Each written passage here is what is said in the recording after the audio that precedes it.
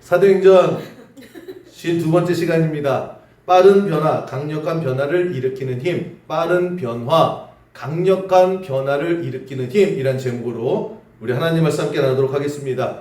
오늘 사도행전 17장은 사도 바울이 데살로니가라고 하는 지역에 가서 전도하는 내용입니다. 전도를 했는데 엄청 전도가 폭발적인 반응을 보인 겁니다.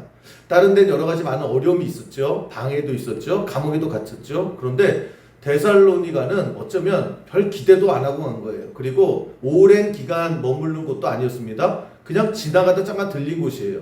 그런데 거기에 성령의 역사하심이 임하게 되더라고 하는 것입니다. 총 있었던 기간은 3주예요.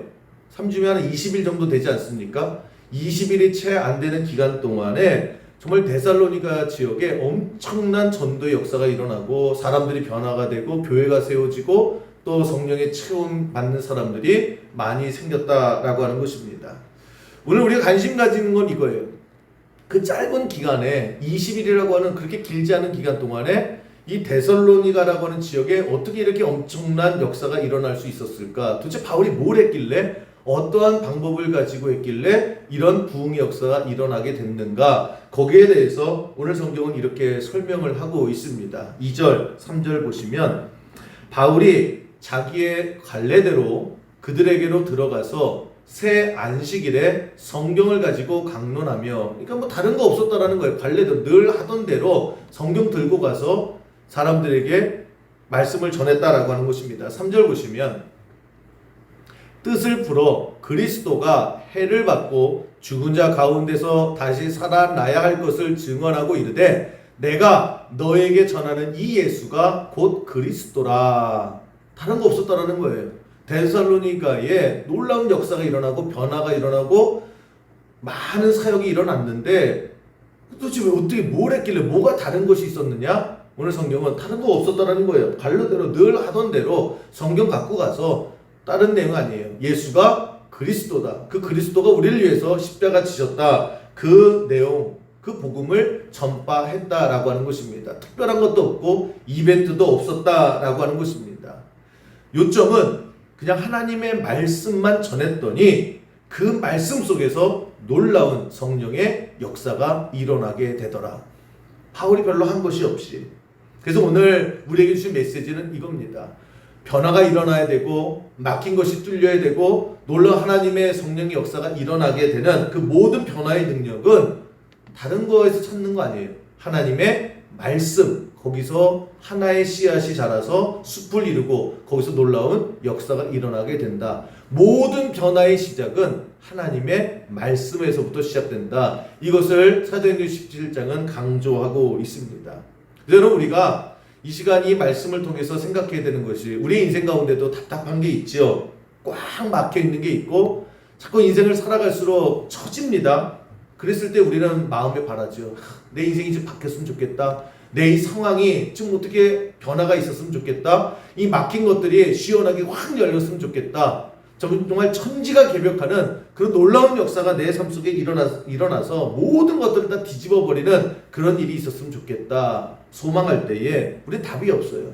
나의 힘이 없고 방법도 없고 세상이 갑자기 변할 것도 아니고. 그러나 오늘 우리에게 주신 메시지는 뭐냐? 내 힘에서 일어나는 것이 아니라 하나님의 말씀이 내 인생 가운데, 하나님의 말씀이 내 일터 가운데, 하나님의 말씀이 내 마음 가운데에 심어지면 그것이 놀라운 역사를 이루고 모든 것을 다 뒤집는다라는 하는 것입니다. 그래서 히브리서 4장에 보면 하나님의 말씀이 얼마나 능력이 있는가 그것을 설명하고 있죠. 히브리서 4장 12절에 이렇게 설명을 합니다. 하나님의 말씀은 살아있고 활력이 있어 좌우의 날샌 어떤 검보다도 예리하여 혼과 영과 및 관절과 골수를 찔러 쪼개기까지 하며 또 마음의 생각과 뜻을 판단하나니 쭉 설명해요.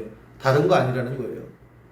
역사는, 변화는 하나님의 말씀이 내 삶 가운데에 임했을 때에, 내 삶이 하나님의 말씀과 만났을 때에 그때 그 말씀이 어마어마한 놀라운 역사를 이루고 모든 것들을 다 바꾸고 모든 막힌 것들을 다 뚫는 역사를 이루어내더라는 거예요. 여러분, 오늘도 우리는 애씁니다. 잘 살려고, 뭔가 바꿔보려고. 그럴 때 오늘 특별히 모든 길들이 다 막혀 있고 힘겨워하는 그런 우리의 마음 속에 그 길이 하나님의 말씀에 있다. 그 말씀을 듣고 그 들은 말씀이 내 삶 가운데에 함께 하나가 되었을 때에 그 말씀의 힘을 체험하게 되는 놀라운 은혜의 역사가 이 시간 있기를 주님의 이름으로 간절히 축원합니다. 성경에 보면 그 얘기를 굉장히 많이 하지요.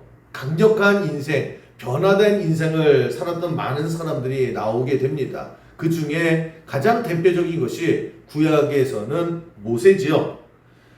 이 모세가 어마어마한 일을 해냈습니다. 출애굽도 이루어내고 또 수많은 기적과 역사를 이루어내고 이스라엘의 역사를 바꿨죠. 그러면 도대체 이 모세가 무엇이 달랐길래 모세는 어떻게 그런 일들을 다 해낼 수 있었을까? 성경은 여러 가지 이야기를 하지 않습니다. 단순하게 하나를 얘기해요. 하나님이 모세에게 말씀하셨을 때에 모세는 그 말씀대로 하더라. 그 외에 어떠한 설명도 없어요. 말씀됐습니다. 그냥 가라. 그럼 모세는 알겠습니다. 그럼 가요. 옆에서 막 딴지를 걸죠. 야, 어디가? 가면 뭐가 있는데 얼마나 많은 방해가 있고 스트레스가 있었습니까? 그런데 그냥 단순해요. 하나님이 가래. 가자. 그럼 가요. 또 사람들이 이거 하자 막 그래요. 그랬을 때도 흔들리지 않죠. 하나님의 말씀에 귀 기울여요. 그리고 하나님이 그거 하지 마. 그러면 안 해요. 모세야 모세야 뭐 난리를 쳐도 하나님이 하지 말래잖아. 그리고 안 해요. 가지 말래잖아. 그거 안 해요. 모세의 성경에서 이 출애굽기, 레위기, 민수기, 신명기 통틀어서 모세의 인생은 딱 하나를 이야기하고 있습니다. 그냥 말씀대로 이것이 모세의 능력이었다라고 하는 거예요. 다른 거 하나도 없어요. 모세가 어떠한 다른 사람이 가지고 있지 않은 힘이 있고 능력이 있고 다른 사람이 모르는 노하우가 있었던 것이 아니라 출애굽 40년의 역사 속에서 모세 인생을 통해서 성경에 하나만을 강조하고 있는 거예요. 모세 봐라. 그냥 하나님의 말씀이 그의 삶 속에 하나가 됐을 때에 홍해가 갈라지고 놀라운 역사가 이루어지게 되더라. 결국 모세를 통해서 일어난 모든 역사는 하나님의 말씀, 그 말씀에 순종할 때 이것이 합이 맞춰져서 그 놀라운 출애굽의 역사를 이루어냈다. 이게 구약 성경의 스토리지요. 신약 성경에 와서 가장 많은 변화를 이뤘던 사람들을 얘기하라 그러면 예수님의 제자들일 거예요. 저는 모세도 그렇고 제자들도 그렇고 다 마찬가지예요. 그러면 이 모세 가만히 한번 생각해 보세요. 얼마나 단순하게 순종을 합니까? 예를 들면 이제 모세야 너 바로에게 가라. 그때 가죠. 가는데 가면 가르쳐 주세요. 이 바로가 말귀를 못 알아들을 거야. 그때에 네가 좀 보여줄 게 있어. 지팡이 들고 던지면 그 지팡이가 뱀이 될 거야. 예. 그냥 그럼 가요. 근데 제가 성경을 재미있게 보는 방법은 항상 그 상황 속에서 여러분이 내가 모세가 돼 보는 거예요. 저는 항상 이렇게 나 같으면이라는 걸 많이 생각하거든요. 성경에 보면. 그랬을 때에 제가 만약에 모세였으면 어떻게 했을까? 제가 말씀 준비하면서 한번 생각해 봤어요. 그랬더니 저는 뱀을 싫어해요. 그래서 하나님 뱀도 좋지만 아니, 지팡이가 뱀 된 건 그렇게 다이나믹하지 않잖아요. 그래서 마술사들 보니까 딱 하면은 비둘기가 나오대요.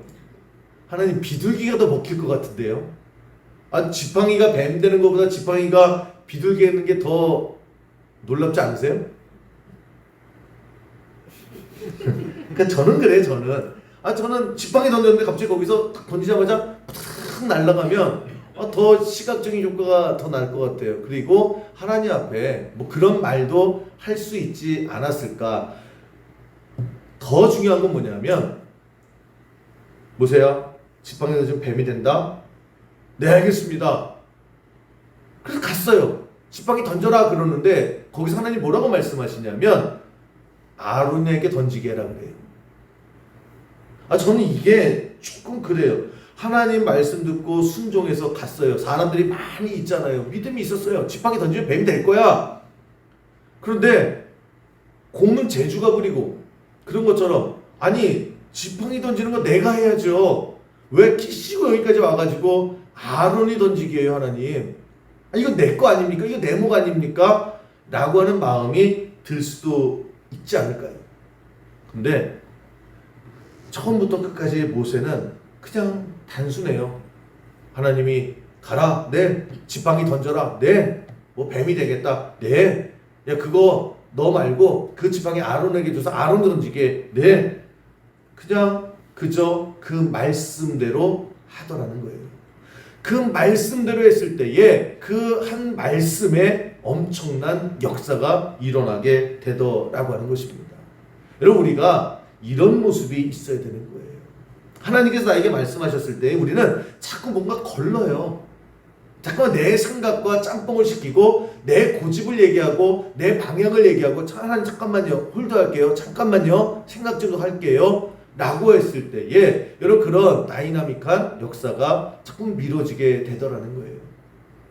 제자들도 말씀드렸지만 똑같아요. 여러분 제자들이 정말 처음에는 오합지졸이었지만 마지막에는 초대교회의 역사의 기둥들이 되잖아요. 여러분 이 제자들이 강력한 인생을 살 수 있던 계기가 뭘까? 뭔가 이들을 바뀌게 했을까? 그 단서가 그 누가복음 19장에 보면 아 이래서 그랬구나. 이들이 여기서 바뀌었구나. 이것을 볼 수가 있습니다. 이제 예수님께서 제자들을 불러서 이제 내가 십자가 지러 간다. 예루살렘에 간다. 그러다가 베드로가 무슨 십자가요? 뭐 뻘짓도 했지만 제자들이 알겠습니다. 근데 예루살렘까지 뭘 타고 가야 되잖아요.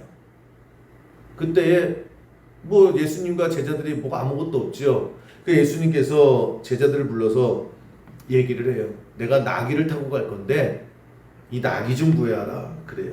그래서 오늘 누가복음 19장 30절 31절 보시면 이 얘기가 이렇게 나옵니다. 이르시되 너희는 맞은편 마을로 가라. 그리로 들어가면 아직 아무도 타보지 않은 나귀 새끼가 매어 있는 것을 보리니 풀어 끌고 오라. 만일 누가 너희에게 어찌하여 푸느냐 묻거든 말하기를 주가 쓰시겠다 하라 하시매. 야 나귀 좀 갖고 와. 내가 그 차 타고 가야 되니까 나귀를 좀 데리고 와. 나귀 없는데요. 건너편 마을에 가면 가자마자 그 마을 입구에 새끼 나귀 하나가 이렇게 묶여 있을 거야. 그거 가지고 와. 그 제자들이 그 주인이 있으면 어떻게 해요? 그냥 한마디에 주가 쓰시겠다. 딱 그 말하면 돼. 제자들이 가거든요. 제가 이런 생각을 해봤어요. 저 보러 가라 그러면 여러분 제가 갈까요 안 갈까요? 목사잖아요. 가요 안 가요? 예수님이 야 구용준 목사야 저기 나귀 좀 데리고 와. 그럼 제가 가요 안 가요? 제가 그 정도예요? 그게 생각할 건덕지가 돼요? 아 가겠죠 당연히 가요. 그런데 생각을 하겠죠. 야 예수님이 가라고 해서 가긴 가는데 이게 상식적으로 돼요 안 돼요? 아 제가 신재일 권사님한테 권사님 강남역에 가면 벤츠 승용차가 있어요. 그거 좀 가져가 주세요. 그러면 저 신재일 권사님 가지고 오실까요? 안 가져주실까요? 가지고 오면 저는 신방 가야 되겠죠 유치장으로. 그렇지 않습니까? 그래서 가긴 가요.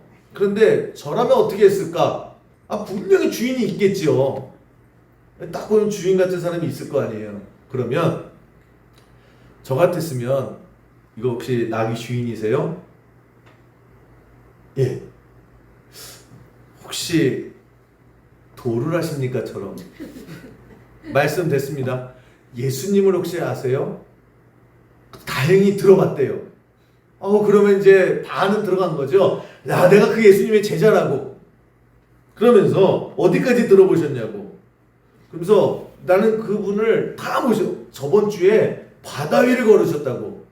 내가 그걸 직접 본 사람이라고. 그럼 잘 안 믿겠죠. 그런 게 어딨냐고. 그러면 혹시 그 얼마 전에 오병이라고 들어갔냐고. 조그만 도시락 하나를 가지고 5,000명이 그 먹고 남은 얘기 들었는데 나 그때 그건 들었다고. 그게 바로 예수님이라고. 그러면서 옆 동네에 소경이 눈 뜬 얘기, 죽은 나사로가 살았던 얘기, 가나의 혼인잔치 얘기 물이 변해서 포도원 얘기 쭉 하겠지요. 막 할 거예요. 저 같으면 그냥 있는 거 다 끌어서 할 거예요. 그래서 뭐라 그래요? 예수님이 대단한 분이거든요. 예수님이 센 분이거든요. 그러면서 저 같으면 이런 기회가 없다고. 그 예수님께 나귀 하나만 빌려주시라고. 혹시 아냐고. 아이 하나가 도시락을 했을 때 5,000명을 먹였던 것처럼 이 나귀 하나가 뻥 내가 축복해 주어가지고 나귀 5,000마리가 될 수도 있지 않겠냐고. 아멘. 그러니까 제가 강호부이사 같은 사람이 걸리면 제가 아주 쉽게 나귀를 갖고 오겠죠. 근데 대부분의 여러분들이 귀신 신나라 까먹는 소리 하려고 이제 지금 이러고 있잖아요. 근데 저는 최선을 다해서 뭘 해야 되죠. 그 예수님을 막 소개시켜 줄 거예요. 나귀 한 마리에 5,000마리 막 설명을 할 거예요. 그러면서 예수님께 한번 좀 순종해 보라고, 놀라운 일이 벌어질 거라고 계속 믿습니까? 믿어야 됩니다. 아멘 해야 됩니다. 확 정신 혼란하게 한 다음에 아멘 그러면 감사합니다. 그러니 나귀 막 끌고 뭐 이런 식으로 하지 않았을까요? 그런데 예수님의 제자들은 어떤 모습을 보이십니까? 그냥 가요. 그리고 그냥 해요. 갔더니 진짜 나귀가 있네요. 그래서 뭐라 그래요? 나귀 풀어요. 그랬더니 주인 같은 사람, 지금 뭐 하고 있는 거냐고. 그랬더니 뭐라 그래요? 주가 쓰시겠다. 정신 나간 사람들처럼 보이지 않습니까? 그런데 거기서 어떻게 해요? 가져가세요. 가져가시라고. 당신이 주인이 누구냐 물었지도 않아요. 그냥 주가 쓰시겠답니다. 그랬더니 그냥 가져가시래요. 세상에 이런 일이. 그러면서 가지고 와요. 그리고 그 나귀를 가지고 타고 예수님이 예루살렘에 입성하지요. 저는 이 장면이 참 우리에게 시사하는 바가 크다라고 생각을 합니다. 우리는 참 쓸데없이 많은 것들을 덕지덕지 갖다 붙여요. 말씀에 순종을 해야 되겠는데 이 순종하기까지 참 복잡해요. 그냥 주가 쓰시겠다. 그냥 그 말씀대로 하면 되는데, 그 말씀대로 해버렸으면 되는데, 우리는 모세의 입장에서는 지팡이를 넣어서 어떻게 될까? 저 나귀를 어떻게 데려올까? 우리는 너무 복잡하게 그래도 하면 되는데 결론은 많은 부분 그래서 말아버려요. 에이 안 되겠지 뭐. 에이 안 될 거야. 이런 일이 어떻게 있어. 그럼 우리가 예수를 믿을 때 이 모습이 있기를 주님의 이름으로 간절히 축원합니다. 주가 쓰시겠다라고 하면 그냥 그렇게 말만 하면 되는 거예요. 덧붙이지도 않고 던져라 그러면 그냥 던지는 거예요. 네가 던지지 말고 아론아 던져라. 아론아 네가 던져라 그러는 거예요. 그랬을 때에 여러분 그 하나님의 말씀 속에 그 순종하는 그 순간에 하나님의 놀라운 역사가 임하게 되고, 여러분 인생 가운데 빠른 변화를 원하시고 강력한 변화를 원하시는 모든 분들 그냥 하나님 말씀에 그냥 순종할 수 있는 결단이 있는 우리 모든 성도 되기를 주님의 이름으로 간절히 축원합니다. 괜히 돌아가지 마시라는 거예요. 또 하나 우리 인생 가운데에 빠른 변화, 강력한 변화를 언제 일으킬 수 있느냐? 우리는 신앙생활하다 잠깐만 착각하고 우리의 신앙생활의 모습은 뭐냐면 극적인 것을 굉장히 추구합니다. 쇼킹한 거. 그냥 평범한 것은 그냥 평범한 것으로 끝나는 거예요. 내 삶 속에 화끈한 것이 있어야 되고 내 삶 속에 어마어마한 것이 있을 때에 내 신앙이 팍 하고 포텐이 터진다라고 생각을 합니다. 여러분 우리 한국교회에 몇 가지 특징이 있어요. 세계 속에서 한국교회만의 특징이 뭐 새벽기도도 있지만 또 하나는 뭐냐면 초창기 기독교 한국 기독교의 특징은 간증집회예요. 여기저기서 참 간증집회 많이 했어요. 그 간증집회가 뭐냐면 그 간증거리는 사람을 이제 초청 강사 모시는 거예요. 그러면 지금 같은 경우 보면 세상에 진짜 저런 일이 있나? 라고 하는 사람의 그 경험을 쭉 듣는 거예요. 그래서 아멘 아멘 하죠. 막 내가 죽다 살아났다, 뭐 벼락을 7번 맞았는데 살아났다, 하늘에서 불이 내렸다. 그래서 와 화끈한 걸 좋아해요. 그 화끈한 것 속에 신앙이 활활 타오르는 것, 우리가 그렇게 생각을 합니다. 그러니까 우리가 신앙생활에 내 신앙생활이 변화가 되고 내 신앙생활이 하나의 업그레이드가 되겠다라고 하면 어떤 화끈한 그런 쇼킹한 사건이 있으면 되겠다라고 생각을 해요. 그런 것을 보거나 그런 것을 듣거나 그런 것들을 체험하게 되면 내 신앙이 쑥쑥쑥 자랄 거야. 여러분 그게 반은 맞고 반은 틀린 얘기예요. 우리가 인생을 살다 보면 그런 체험이라는 것이 반드시 있습니다. 그 체험이 내 인생의 반향을 일으킬 수도 있어요.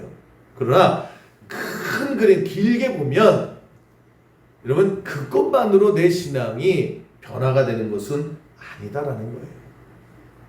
제가 개인적으로 제 삶 속에 내 인생 속에 그런 화끈하고 쇼킹한 사건, 그 내 신앙이 확확 자라오는 일이 몇 번이나 있었을까? 정말 세상에 이런 일이라고 할 수 있는 이런 일들, 와, 저는 우리 목사님 이런 일이 있었어? 라고 할 수 있는 간증이 몇 개나 있을까? 여러분 제가 죽다 몇 번 살아났을까요? 저 살면서 죽을 뻔한 적이 없어요. 뭐 심각한 병에 걸린 적도 없어요. 뭐 낭떠러지에서 뭐 교통사고가 떨어 차가 떨어져 가지고 뭐 낙하산처럼 뭐 그런 적도 없어요. 거의 없어요. 뭐 하나 두 개 뭐 쥐어짜내면 있을까? 그냥 평범하게 살았어요. 평범하게. 그러면 내 신앙은 그냥 늘 바닥을 기고 있는 걸까? 그런 체험이 없으면 나는 신앙에 그런 업그레이드가 없을까? 아닌 것 같아요. 여러분 한번 생각해 보세요. 여러분 인생 가운데 아주 특별한 사건과 체험이 있을 수 있어요. 당연히 그 체험이라고 하는 내가 기도했는데 이렇게 되더라 라고 하는 체험이 있어요. 그런데 그 체험이 우리가 평생 신앙생활 하면서 10개 넘는 분이 과연 있을까요? 정말 쇼킹한 사건? 그러면 10번이라고 하면 그 10번만 신앙생활이 잘하고 나머지는 그냥 비리비리할까? 그러면 이 체험이라고 하는 거 이게 분명 신앙생활에 중요합니다. 그런데 이 체험만으로 우리가 신앙이 쑥쑥 자라고 그 체험 가지고만 내 인생의 변화, 내 인생의 삶의 체인지가 일어나는 것은 아니다라는 거예요. 이게 같이 공존하는 거예요. 크고 작은 많은 체험이 분명히 있어요. 예를 들면 여러분 신앙생활하다 체험 있죠? 그 좋은 체험일 수도 있고 안 좋은 체험일 수도 있어요. 예를 들면 지난주에 교회를 빠진 분이 있어요. 여름 휴가를 갔는데 온라인이 있으니까 휴가 가서 온라인으로 들으면 되지. 내가 1년 동안에 이렇게 열심히 잘했는데 내가 예배 빠지겠다는 것도 아니에요. 실시간으로 내가 휴양지에서 온라인으로 봐요. 근데 그때 당시에 목사님이 뭐라고 얘기했냐면 교회 안 나오면 발병 난다. 그걸 보고 자기가 낄낄대고 웃는 거예요. 내 얘기 안 해? 그리고 파닥 넘어졌어요. 그래서 무릎이 까진 줄만 알았는데 속이 계속 아파요. 저 인사 안 하신 분 옆에 앉아 계시는데 무릎 보여달라고 할 수도 없고. 아니 타이밍이 참 신기하잖아요. 찝찝이 하겠죠. 근데 스스로 그래 온라인으로 드리면 되지 뭐. 내가 우리가 매일 빠지냐? 뭐 이러면서 근데 하필이면 그때 발병 난대요. 근데 그게 또 웃긴 거예요. 웃다가 넘어졌다니까요. 근데 계속 아프고 일주일 내내 무릎이 아픈 거예요. 그러면 그분은 다시는 주일을 빠져요, 안 빠져요? 내가 한 번 더, 내가 한 번 더 죽나 사나 보자. 이게 못 빠지겠죠. 이런 체험들이 있을 수 있어요. 제가 뭐 가게 나갔어요? 뭐 이렇게 해요. 가게 나가겠지 뭐. 가게를 내놨으면. 근데 그 주에 가게가 떡 나간 거예요. 예를 들면 와 그러죠. 야 목사님이 생전 안 하다가 말했더니 근데 계약하러 온대요. 몇 달째 계속 파리만 날렸는데 될 듯 돼도 안 되다가 실질적으로 계약이 됐어요. 겁부터 나는 거예요. 저 목사는 뭐지? 이러다가 진짜 샤머니즘에 빠지면 어떻게 해요? 박명수 사람이 저희 때 이렇게 얘기하잖아요. 목사님 무서워요. 이러다가 샤머니즘에 빠지면 어떻게 해요? 여러분 수영교에서 신앙생활 여러분들은 샤머니즘에 빠질 리가 없어요. 없어요. 아예 제로예요. 여러분들 그런 체험을 하실 수 있어요. 그런데 그거 가지고 제가 여러분 제가 오늘도 말씀할게요. 로또 복권 말씀 이런 거 제가 제 신앙은요 철저히 복음 위주예요. 말씀 위주예요. 말씀으로 납득이 되고 말씀 이해의 것은요 그냥 체험으로 끝나고요. 그런가 보다고 끝나요. 샤머니즘 될 일 없어요. 그러니까 제가 납득하지 못하고 제가 말씀으로 찾지 못하는 것들은 그 어떤 얘기도 안 해요. 그러니까 우리 수영비 신앙의 바탕은 무조건 하나님 말씀에서부터 시작하는 거예요. 그러니까 샤머니즘 빠질 일이 절대 없어요. 그런데 여러분 그런 체험이 있잖아요. 그 체험이 우리의 신앙생활에 도움이 돼요. 그러나 그 체험이 있는 사람만 그러면 신앙 수축자라냐? 그런 주일에 무릎팍 깨져야 내가 주일날 잘 지킬 거야? 근데 나머지 분들은요, 무릎팍 안 깨져도 하나님 말씀 속에 은혜 받고 신앙생활 더 잘하죠? 무릎팍 안 깨져도 잘하는 거예요. 그렇다고 무릎팍 깨진 사람이 신앙이 훨씬 더 좋은 건 아니죠? 그러니까 여러분 우리가 착각을 하면 안 되는 거예요. 근데 우리는 자꾸만 뭔가 화끈한 게 있으면 내 신앙이 숫자라는 거야. 아니에요. 그냥 윤활유는 될 수가 있다라고 하는 것입니다. 예를 들면 그 미국에 제 카이스라고 하는 목사님이 계셨어요. 지금 돌아가셨는데 이분은 성령 역사에 대해 강조하시는 목사님이에요. 그러면서 그냥 막 강단에서도요, 있는 말 없는 말 그냥 굉장히 직설적으로 독설적으로 하세요. 그래서 사람들이 은혜도 받지만 그게 내 얘기가 됐을 때는 막 상처도 되고요, 무너지는 거예요. 막 그러면서 이따위로 예수 믿느냐고 나가라고 막 이러고 막 그래요. 근데 중요한 일이 있었는데 이 목사님 설교에 어떤 분이 잠깐만 상처를 몇 번 받은 거예요. 상처를 받다가 이 상처가 화가 된 거예요. 그러니까 얼마만큼 독설적으로, 제가 예를 들면 교회 권사님이 박수 받을 일인데 앉아서 받으면 제가 이렇게 아주 유하게 여러분에게 설명을 하죠. 이렇게 앉아서 하면 안 됩니다. 일어나서 이렇게 해야 되는데 이 목사님 같은 경우는 엉덩이에 뿔난다! 막 이러는 거예요. 권사식이나 돼가지고 막 이러는 거예요. 이러면 상처를 받잖아요. 근데 이게 몇 번 거듭되니까 어떤 분이 이게 진짜 이 화를 못 참는 거예요. 근데 그날도 또 나들어간 소리야? 그러면서 이 화를 못 참고 어떻게 했냐면 권총을 꺼내가지고요, 시끄러워! 그러면서 그냥 목사님한테 총을 쐈어요. 당연히 총이 빗나갔거든요. 그러니까 아수라장이 된 거죠. 그것도 설교라고 해? 너 죽고 나 죽자! 무슨 총을 막 쏜 거예요. 근데 이게 한 번이 있던 게 아니라 3번이 있었어요. 그러니까 이 목사님도 참 그렇죠. 그래서 이 교회가 왜 유명해졌냐면, 우리 코로나 때 이렇게 강대상에 이렇게 유리 이렇게 해놨거든요. 그 정부에서 하라고 그래서 권장사항이라. 그 교회가 강대상 앞에 방탄유리라는 교회예요. 하여튼 대단한 교회지 않습니까? 목사님이 위에 설교하는데 목숨 내걸고 하는 거예요. 그냥 그렇게 하는데 이 목사님의 그런 걸 막 강조를 하고 설명하는 거예요. 그러니까 대단한 목사님이에요. 교회도 굉장히 부흥을 많이 하시는 목사님인데 오늘날 이 목사님이 간증을 하는 거예요. 이게 이제 전도를 굉장히 많이 하시는데 길 가다가 저기 건달 하나가 있더래요. 그래서 옆으로 갔대요. 그래서 당신 깡패냐고. 근데 진짜 깡패인데 웃기잖아요. 연세 드신 분이 내가 건달은 맞다고. 당신 뭐냐고. 난 목사라고. 알았다고 그냥 가시라고 했더니 못 간다고.